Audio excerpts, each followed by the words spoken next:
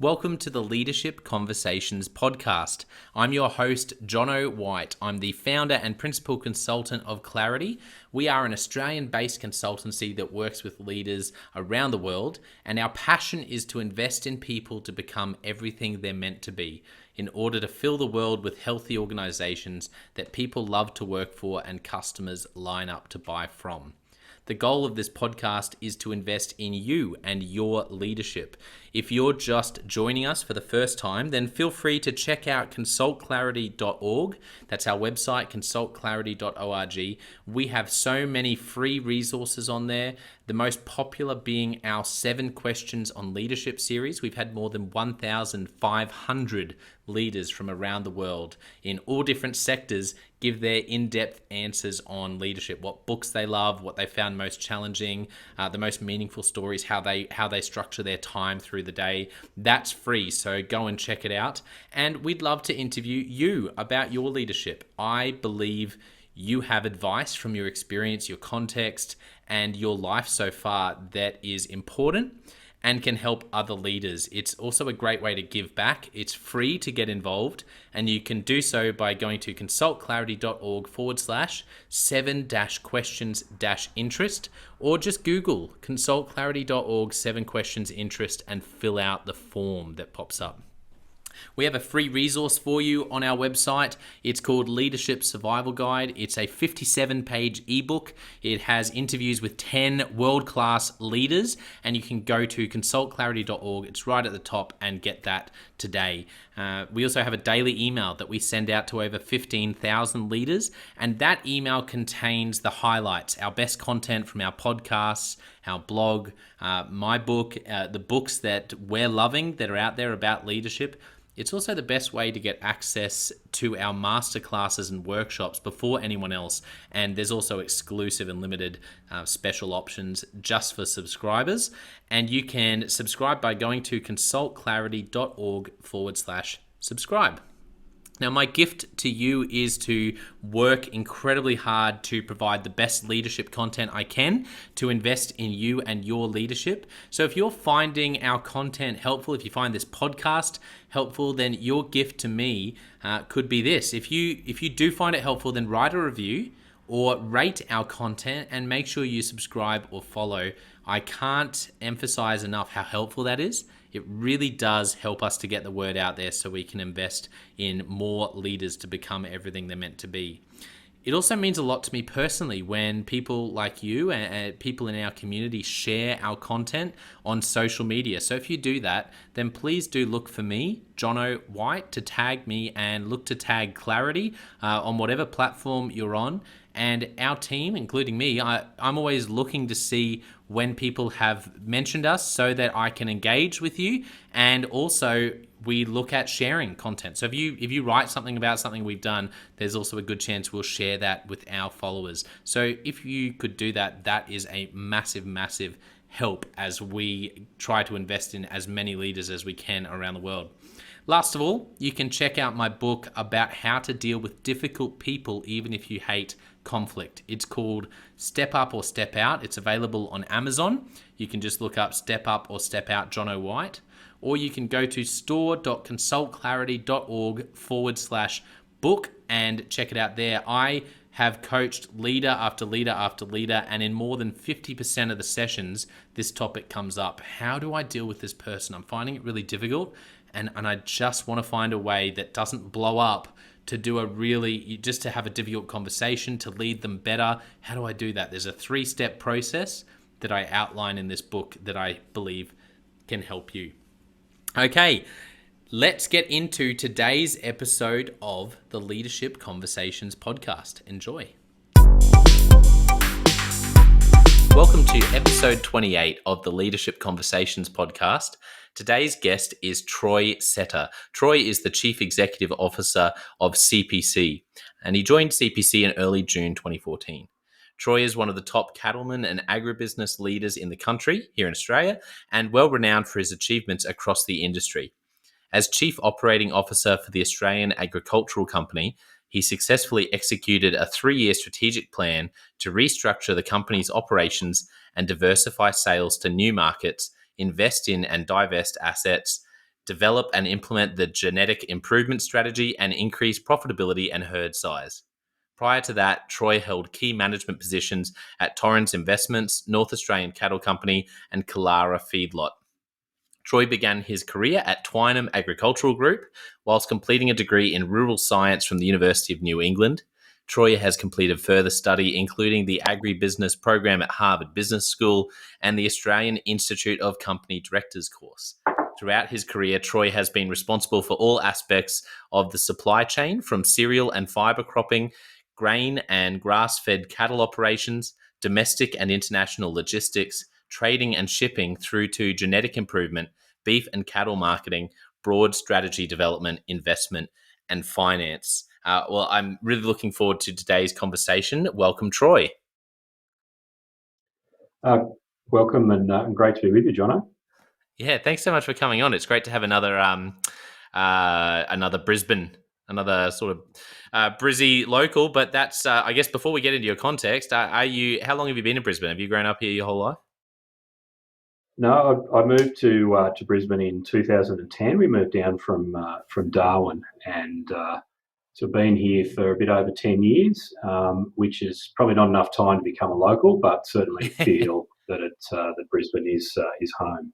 Yeah. Oh, beautiful. Well, I have to be careful that I don't turn this podcast into a Tourism Brisbane podcast, because I feel like I'm always telling people who might be listening on the other side of the world how beautiful it is here. But that's my one plug for Brisbane, and it is great to connect with someone who's also based here in Brisbane. Troy, tell us about CPC and about your role as CEO, just to let listeners know a bit about your context. So CPC, or Consolidated Pastoral Company, has been around for quite a while, and this year we'll actually celebrate the 100 years of our brand. So we put a wine glass shaped firebrand on our cattle, and that's become our company logo. We've really only had our third owner now in that period of time. So we were originally owned by the Packer family, by Kerry and then James Packer. And then Terra Firma, a private equity fund out of the UK, bought us in 2009.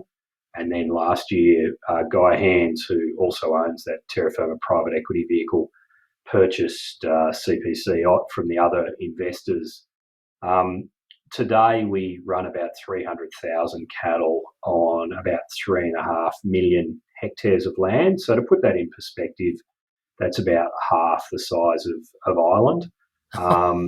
And we also have two feedlots in Indonesia, and those two feedlots in Indonesia employ about 600 people. We've got a fair bit of farming and horticulture in Indonesia, and one of the big things that's important to us in our business in Indonesia is the reliance that 12,000 families have on that business in Indonesia. Back to Australia, where our head office and our station operations are run. There's about 300,000 cattle and about 180 people directly employed at CPC. And looking forward, we're certainly a growth business. We want to continue to grow our agricultural production as well as have a positive impact on communities in Australia and in Indonesia. Yeah, fantastic.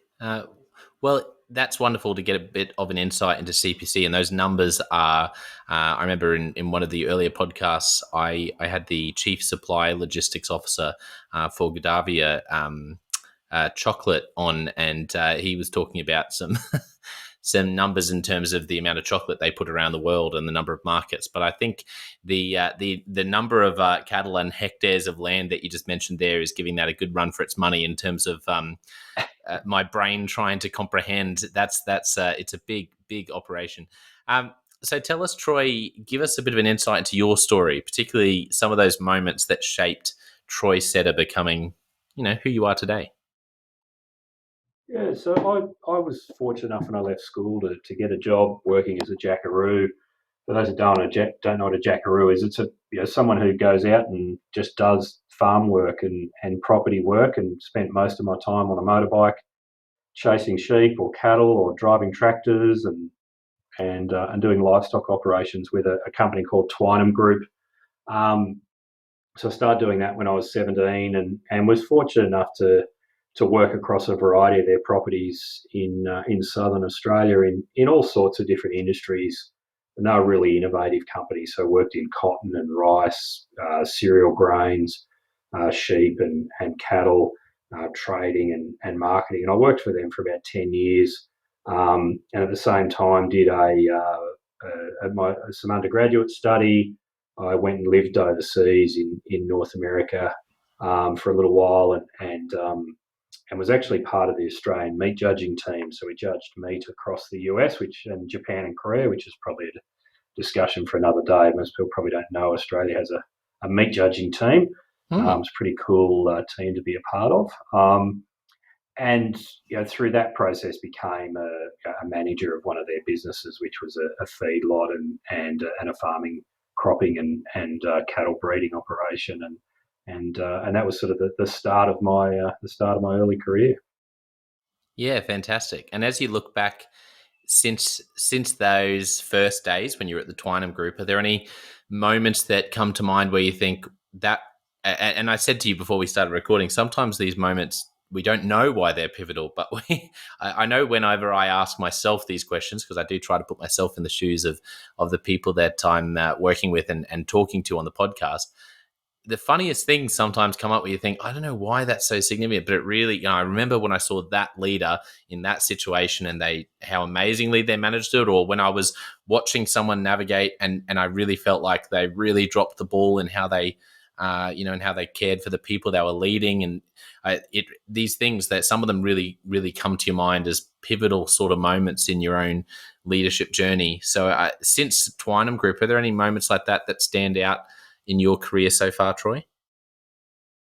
Yeah, look, it'd be probably 6 or 7 months into working for Twynham, and I moved properties and into different managers very regularly. That was part of the cadetship type program.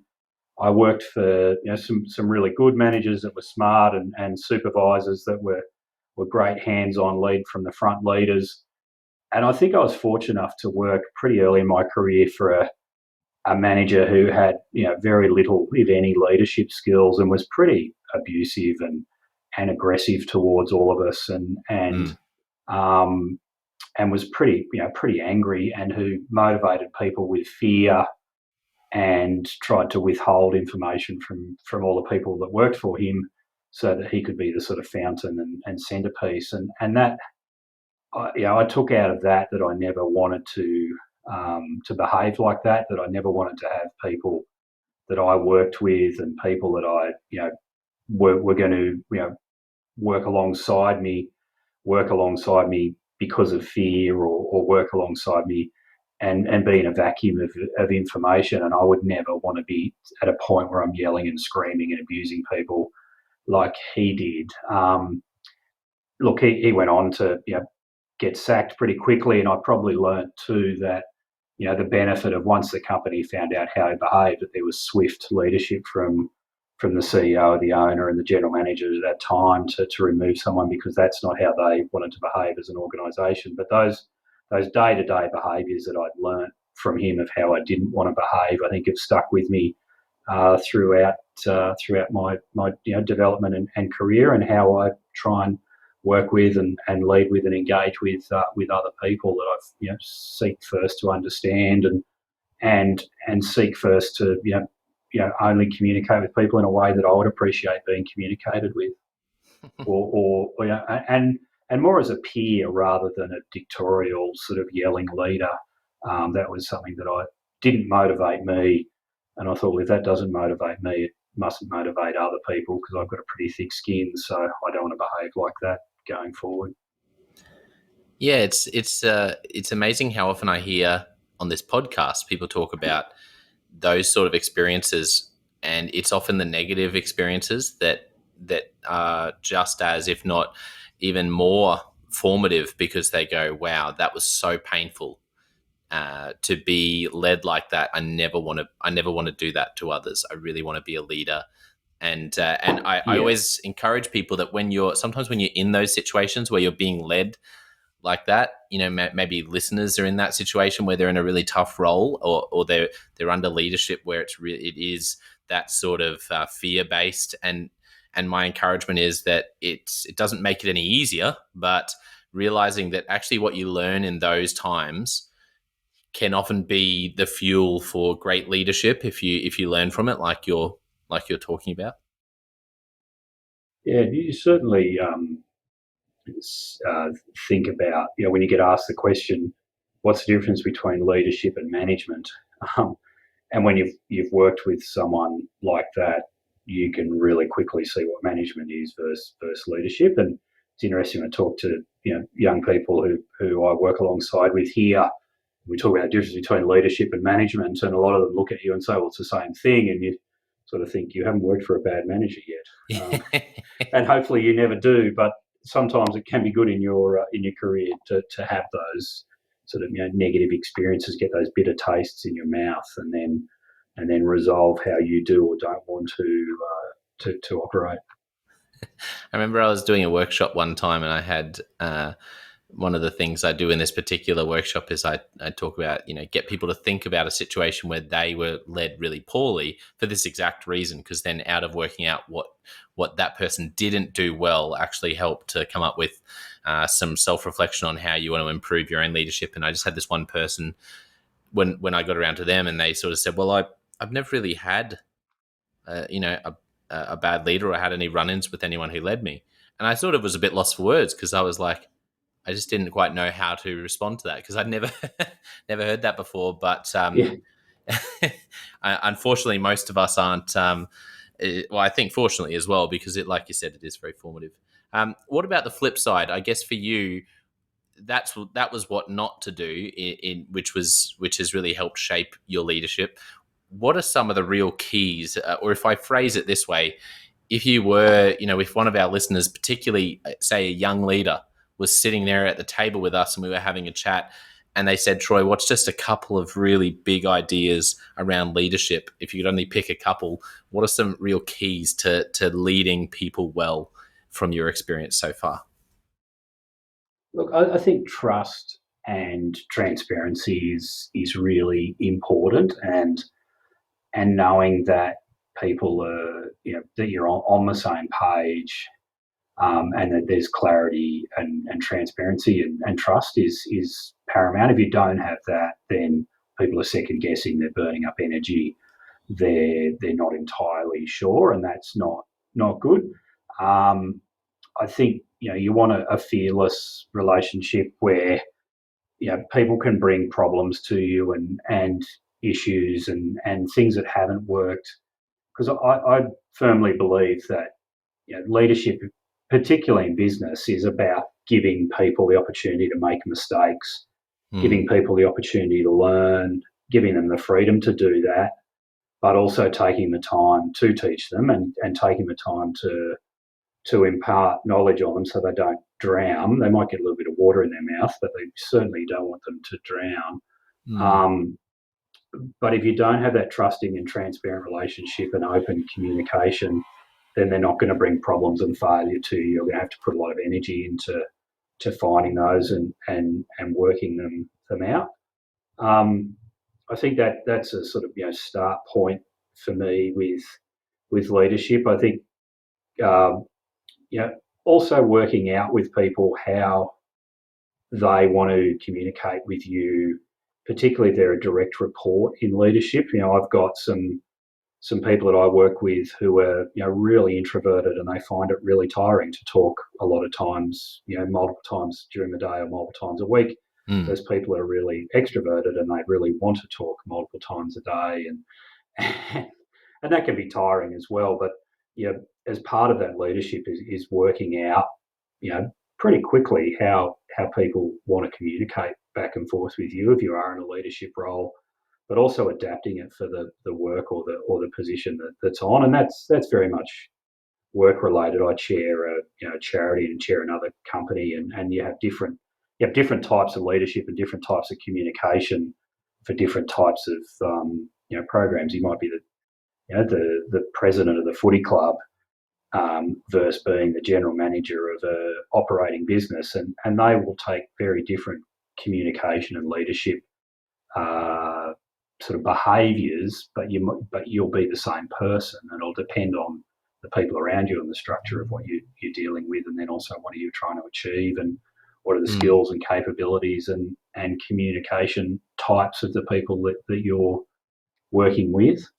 I very much take it we work together. I see ourselves as peers. I try and present it as we work alongside each other rather than you work for me or that person works for them.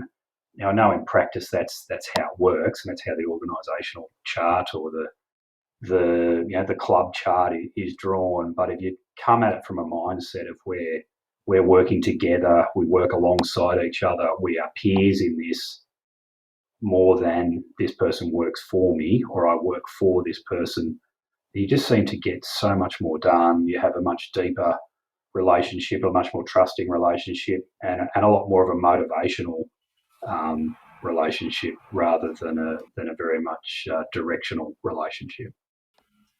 Yeah, absolutely. I love that. You mentioned trust and communication, and really not viewing it as you're my direct report, I'm your boss, even though that might be the structure. But the day to day and really your filter, the lens that you view the relationship is walking alongside. I had Mark Plitzerwhite, who is he is a superintendent of a really interesting group of schools called Edkey in Arizona. He was episode 2 of the podcast for anyone interested in going back and listening. He has this great line that he used a lot when we were chatting, which is about being the guide from the side. And it's interesting that you brought up the same thing, walking alongside. And I've been really surprised in the best way from having all these conversations with great leaders, how often that perspective of I'm not going to tell you what to do, I'm going to get alongside you. And the other one that comes up a lot, I feel like nearly every podcast, is that great leaders come and want to support and serve their people rather than say, how are you supporting and serving me? Great leadership actually looks like coming to the people in your team and saying, hey, how can I serve you? How can I support you? So I think that's great, Troy. What you've mentioned really just echoes a lot of the conversations I've been having with other leaders around the same ideas. Good. It's interesting working with, when I left school, and and for many years in my career, when you're working with livestock, that the leader of say a mob of cattle or a mob of sheep is not the one at the front who pushes through the gate first. Very often, they're often in the middle of the pack, and the sort of delegated roles or delegated type behaviours in the mob. And also the leader will lead from the front, but you'll often, if you sit back and watch, you'll often see that leader's sort of giving directions from the middle of the people. Part of that in livestock's probably the leaders getting some protection from their team. And I don't mean that that's what we should do in all of the time in business or privately.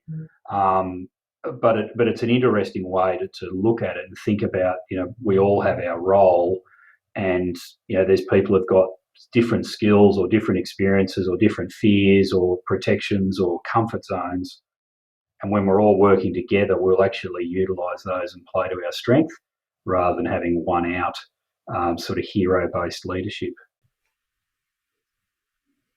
Yeah, it's been incredible, Troy, how often in these podcasts I've been pleasantly surprised just to hear really similar things to what you've shared there around walking alongside.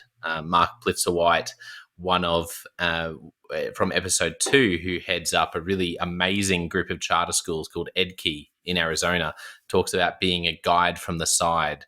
And I've also had a number of different leaders talk about this idea of looking at your team and saying, how can I support and serve you, rather than saying, how can you support and serve me? And that seems to be a real lens that great leaders have. And I hear a lot of parallels as you were unpacking some of those ideas, particularly the idea of walking alongside. So it really lines up with what I've heard from other leaders as well. Yeah, no, it's certainly, I think very, very true. And every situation and every leader and every team has some differences.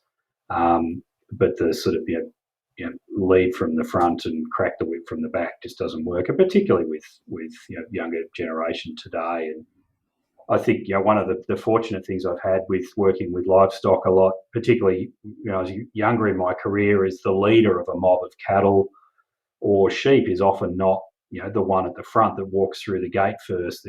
They're often the animal in the middle of the mob, and they can have influence on the group. You need to influence them to get them where you want to get that mob to go. But it really shows sort of leadership where there's not verbal communication, and leadership where there's body language communication, which is how livestock communicate with each other most of the time, Yeah. unless under extreme stress. And it's really interesting to see and learn from animals around how they do group leadership and individual leadership. That's fascinating. I've never heard that or really had any experience with how animals do sort of group leadership. Is there anything else that you learned from your time working working with animals that comes to mind in terms of approaching leadership? I think you've got to be really organised. You've got to have a plan. You've got to have plans if things go wrong. But and you can't. The more you yell at animals, the worse the outcome is for you, but also for them. And yelling and screaming and being disorganised and trying to force a movement or force an issue, you just end up in absolute tired failure. And so if you do that with animals, it's going to be the same result with people, but animals will wear you out faster. and they'll probably tell you not verbally but physically a lot faster than what people will. So it's good. It was very good learning. That's gold. I love that because it's that. It was just so. As you were saying that, I was just thinking of how true that is in leadership, that just shouting at being disorganized and then taking it out on your people and shouting at them, that what your experience is that if you're disorganized and do anything like that with animals, you just find out really fast it doesn't work. You're going to get all sorts of negative physical feedback. It's also worse for them, which is something interesting that you said. Not just worse for you, but it's also probably not the best for them, because you might create some sort of chaos, or and then they might hurt themselves. Or so I just love that, because that's so true in leadership. And yet I think we can all think of leaders that we've worked with or seen in some context or heard of, who live out that really disorganized, abrupt chaos sort of shout at the nearest person who's not pulling their weight. So I just love that. Yeah, no, it's good. I think if we look at the supervisors that we work with and the young leaders, I know in our business we put young guys and girls into leadership roles in their early 20s, and they might have a team of sort of 6 to 10 people under them and around them, and assets of sort of $20 or $30 million. And we've got to make sure that we give them those learnings and feedbacks. Yes, we've got to let them make mistakes and have failures, or they'll never learn and they'll never get a deep learning. At the same time, though, we've got to make sure that we're saying to them, look, here is a different way, or here's a better way, or this, you are going to, if you continue just to keep practicing the same practice but expecting a different outcome, you'll never get there, and you'll get absolutely frustrated. And here's how I can help you is important as well. Yeah, that's great advice. It reminds me of something you said earlier around letting people make mistakes, and it's okay if they get some water in their mouth, but don't let them drown. Like, make sure that you get alongside and help them, but at the same time, there's that need to actually give people opportunities to jump in and try things that are a bit out of their depth. How do you balance that? What have you learned about how to lead people so that they can fail well and get some water in the mouth, have a full-on sort of experience, but it's something that actually shapes them and helps them to grow as a leader, rather than they drown and quit or leave, or it ends really terribly? Look, it's a difficult one to put a hard pin in sometimes, but I think if I sit back and look at it and say, well, you've got to understand what are the non-negotiable failures that we just can't have or we must prevent at all costs, and that's people getting hurt in the workplace, either physically or mentally, emotionally, or our business with livestock is animal welfare problems or environmental problems. So that's where you've got to step in as much as you can before something goes that wrong. Yeah. But something taking longer or a small amount of loss of production or a bit of frustration or some tension in the workplace that actually gets us to a better place. I think you've got to allow for some of that in your budgeting and in your time and the value that you are going to invest in developing a leader. If you truly say that you're going to invest in leadership in your organisation, that means you have to have some cost for failure. You can't just wrap a leader in the best management practice and the best process and the best way of doing something, and then teach them sort of textbook or theoretical leadership and expect them to be a great leader. One, because they need experimental learning. You need to as I said, get a little bit of water in your mouth. But two, the problems that they will have and the issues that they will have are not going to be exactly the same as the ones you've had. And if you look at when I was younger in my career, social media wasn't an issue when I was first being a supervisor. Certainly was when I became a manager and still is today. But there's those sorts of things change the way that people behave. We've got much more diverse workforces. We've got much more gender balanced workforces. We've got younger people on committees or at sporting clubs or other things or community groups that will speak up and will want to have their opinion. So you can't you can't just use your failures as examples for for teaching leadership or developing leadership, because the problems and the community and the environment that we work in and we live in continues to evolve and change. Yeah, I think you're right. I think that's really profound what you said, that around realizing that the people you're leading are going to have different challenges to you, and I think that could be a real aha moment for people. I know it is for me to go, yeah, actually that's true. They're not necessarily going to come up against the same obstacles. There's going to be some new things that weren't around when I was in that role, and there might be some things they struggle with that came very naturally to me, or some things that come very naturally to them that were big struggles for me, and not to just assume that they're a cookie cutter of yourself in terms of the challenges and the strengths they have. Absolutely. But there is certainly good learning, that there is absolutely things that generationally, year on year, don't change. But there is plenty that do. Yeah, one of those things, and you mentioned it before, is around trust. Once again, if you had a young leader saying to you, Troy, how do I do it? How do I lead and become a high trust leader who trusts people and gives them the benefit of the doubt and assumes that people are trustworthy, I guess, at some level, and is that sort of person where people go, yeah, that my leader trusts me, but also creates an environment of trust in the team. How do you do that? What advice would you give them? I think trust is one of those things that's earned and gained. It's not immediately given, and the title certainly doesn't give it to you. I mean, you can have the CEO title, and it doesn't mean that people will trust you with anything. It might mean they don't. So trust is earned and given, Yes. but it's not a given. So the other one that's really I think important with trust is just actions speak louder than words. Yeah. And if you've proven that you can be trustworthy, I think people don't expect you to be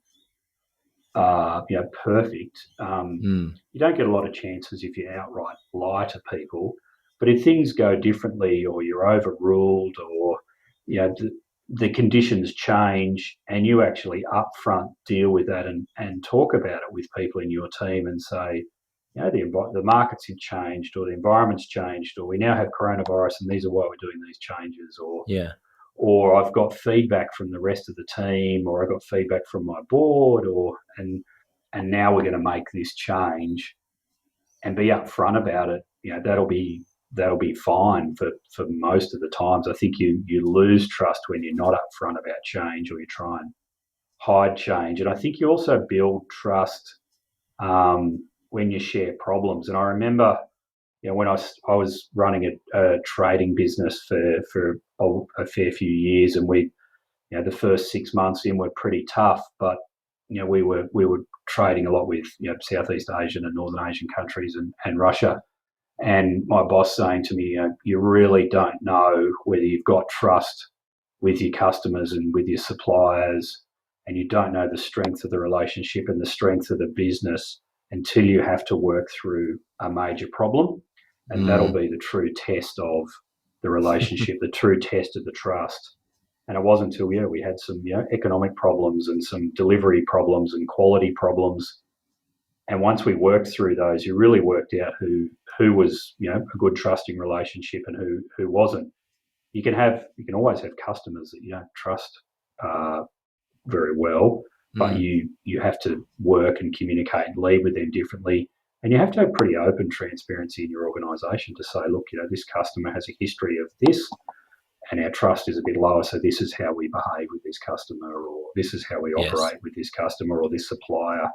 And I think that open, candid conversation can really build trust in your team and trust in your leadership. Yeah, that's great. So it's almost those tough moments when it comes to a relationship with a customer or a supplier, and I guess internally with a team as well, are opportunities Absolutely. to do a litmus test for how much trust there is, and so there are actually opportunities in terms of gauging the trust. And then we certainly have, if you talk about problems in a business, and there's lots of good with in businesses or any, whether it's a committee or an industry organisation or a sporting team, absolutely it's not just about business, but that trust also means confidentiality as well. And unless something is highly illegal, or there's bullying or harassment and there's actual disclosure laws around it, if someone shares something with you in confidence, that confidence stops with you. It's not one extra person. It's not your friend. It's not your partner. It's not an internal confidence. If someone says to you, this is my piece of something and shares their vulnerability or shares their issues with you, it stops with you. Because if it doesn't, and you tell just one person and then it gets out, that trust could be gone forever. And it's very hard to have a constructive relationship with people once trust is really broken.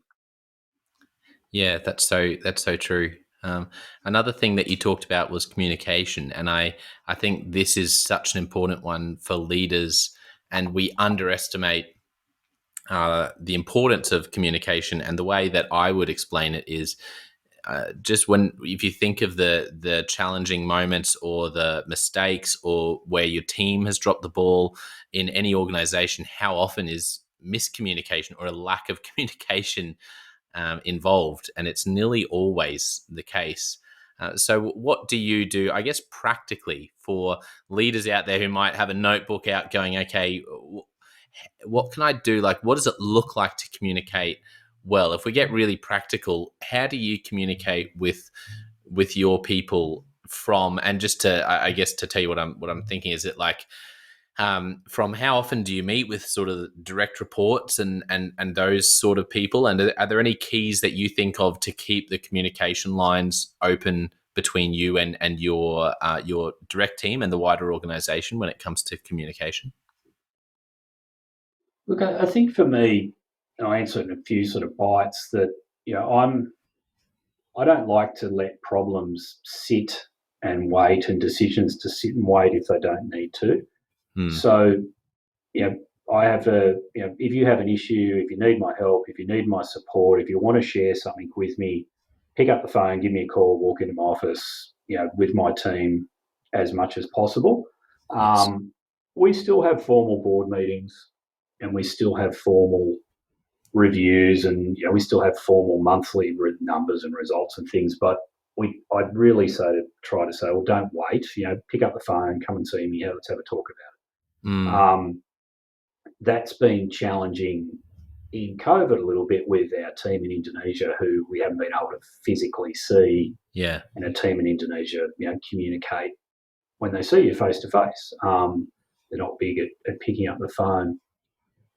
I think the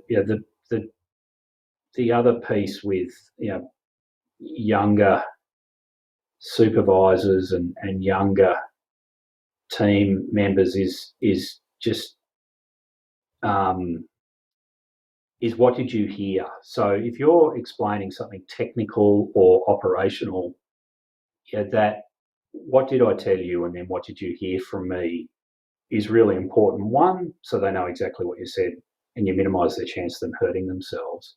Mm. But also, so you can hone your message. So if you've said to someone, I want you to go from A to D, and I want you to do this at B and C, and I'm going to be pretty short and say, what did I just tell you? Mm. What did you hear from me? And they tell you back something differently. That's your fault. That's not their fault. So in terms of the basics of message giving and storytelling and whether it's something like work instruction command for actually in the day-to-day workplace, or whether it's something that's a bit bigger that's strategic, I think it's really important that we give feedback to each other about what we actually heard from each other. Yes. One, so you don't do something dangerous or head off on the wrong track, but two, so you can hone your communication skills and your leadership communication. Otherwise, you're sort of not really looking in the mirror properly.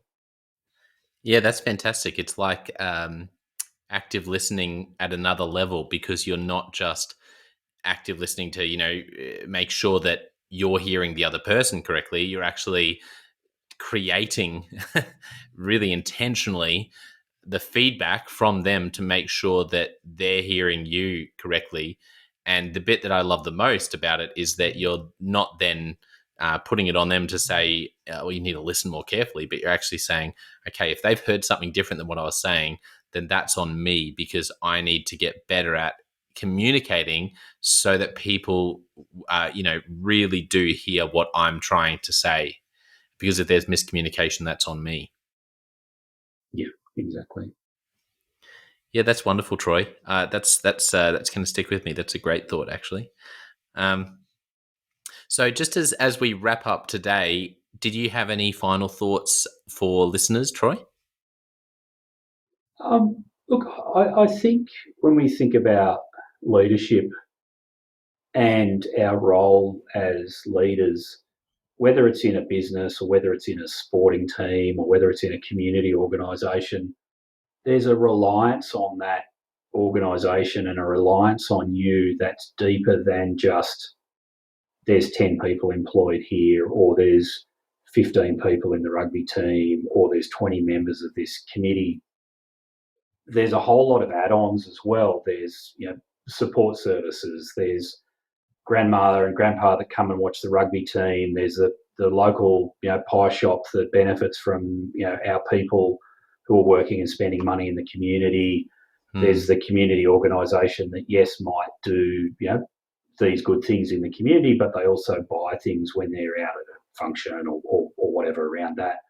That the reliance is a lot broader. And I look at our business in Indonesia, and yes, we employ about 600 people there, but there's 12,000 families absolutely rely on that business when we did the mapping through it. And so when we make decisions around investment or hiring or firing or business growth or risk-based decisions and investment decisions, we actually sit back and say, wow, there's a much broader stakeholder group here than just us. And then I chair a charity called Dolly's Dream, and we have members, and we raise money from people, but we have tens of thousands of people every day that look at our social media, and that's really important part of their motivation, or making them happy, and they're the silent people that we have a leadership role because we've created something that they then rely on as part of their life.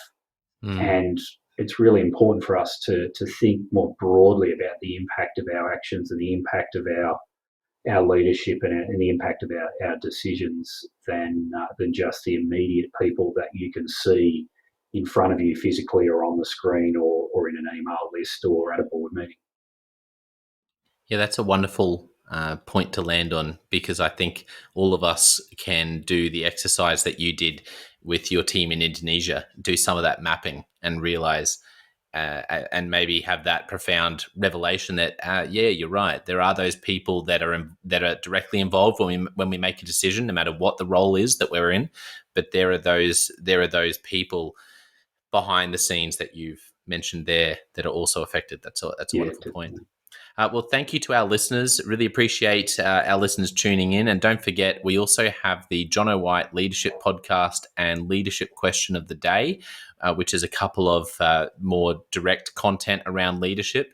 And I just want to finish today by just giving a massive thank you to Troy. It's been a pleasure to have you on the podcast. It's been really enriching for me. I've thoroughly enjoyed the conversation, and I'm going to take away a lot of things from this, and be thinking about them, Troy, because you've said some really wonderful and profound thoughts around perspective on leadership that I've really enjoyed. So thank you so much for coming on, Troy.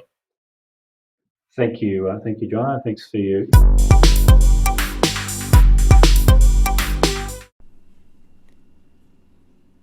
Well, I hope today's leadership question has helped you in your leadership and put a stone in your shoe. That's what I love to say, is that my role, I believe, working with leaders is about putting a stone in your shoe. So something you were really comfortable with, now you're walking a little bit uncomfortably, going, is there a better way to do this? How do I handle this? And that's because no growth is comfortable. So I hope that's okay. I appreciate you taking the time. I don't take it lightly.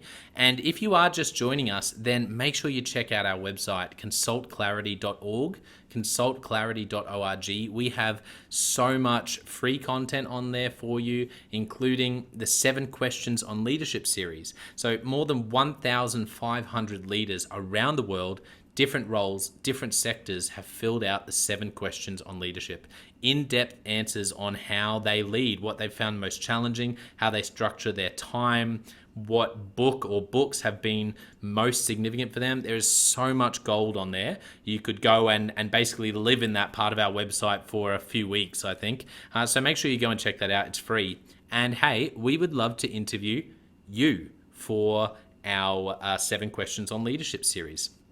Your leadership, based on your context, your life, and your experience, I believe that you can bring something that other leaders can learn from. I truly do. And so it's completely free to get involved. It's a great way to give back if you're loving this content. And you can do that by going to consultclarity.org/7-questions-interest, or just Google consultclarity.org 7 questions interest, and then click on the page, fill out the form to express your interest, and we can get you going to fill out the 7 questions on leadership.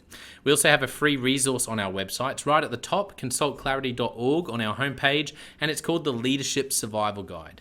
It's a 57-page ebook with interviews from 10 world-class leaders, and it's right there for you to download. It's completely free, and awesome resource. It's very popular, so check that out. We also have a daily email, and I know that our more than 15,000 leaders who subscribe get a lot of value from that. We highlight the best content from our blogs, from our podcasts, from our books and books we're reading. It also gives you exclusive and limited access and early access to our masterclasses and workshops. So I really try to make it something as helpful and as valuable as possible. That's my commitment. And so go to consultclarity.org/subscribe if you're interested in all things leadership, and you can become part of that community. Now, my gift to you with everything we're doing, particularly with this podcast, the Leadership Question of the Day, is to work really hard to provide the best leadership content to invest in you and your leadership. Your gift to me would be this. If you're finding this helpful, if this helps you in your leadership, then there is something you can do that makes a massive difference, and that is to write a review or rate our content. Wherever you're listening or watching, rate our content, write a review, make sure you subscribe or follow. It might seem small to you to do that, but it adds up and it helps us to help more leaders become the best they can be. It also means a lot to me personally whenever I see you sharing our content. So thank you so much for that. If you do share it on social media, then look for me, John O. White, and try to tag me and look for Clarity and tag us. And I promise we are always looking for content shared by our community. When people share our content, we're looking to engage with you. And there's also a chance that we may actually share what you write as a post with our followers. So if you do that, there's a chance you'll be shared as well. Last of all, you can check out my book called Step Up or Step Out: How to Deal with Difficult People Even If You Hate Conflict. I wrote this book because more than 50% of the leaders I coach, 50% of the sessions, where I coach leaders, this comes up again and again and again. And it's leaders saying, Jono, how do I deal with this difficult person? Or how do I deal with this person? And I'm finding it so difficult. We're just on a different wavelength. And that's because difficult conversations are difficult. And I find this is one of the biggest challenges for leaders in the world today.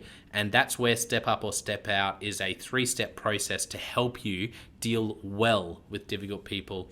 I really believe it's a book that can help you in your leadership. So go and check that out. It's on Amazon, Step Up or Step Out, John O. White, if you just look that up, or go to store.consultclarity.org/book and you can get it there. Well, thank you so much for listening. We're going to be back with a new episode of the Leadership Question of the Day next time.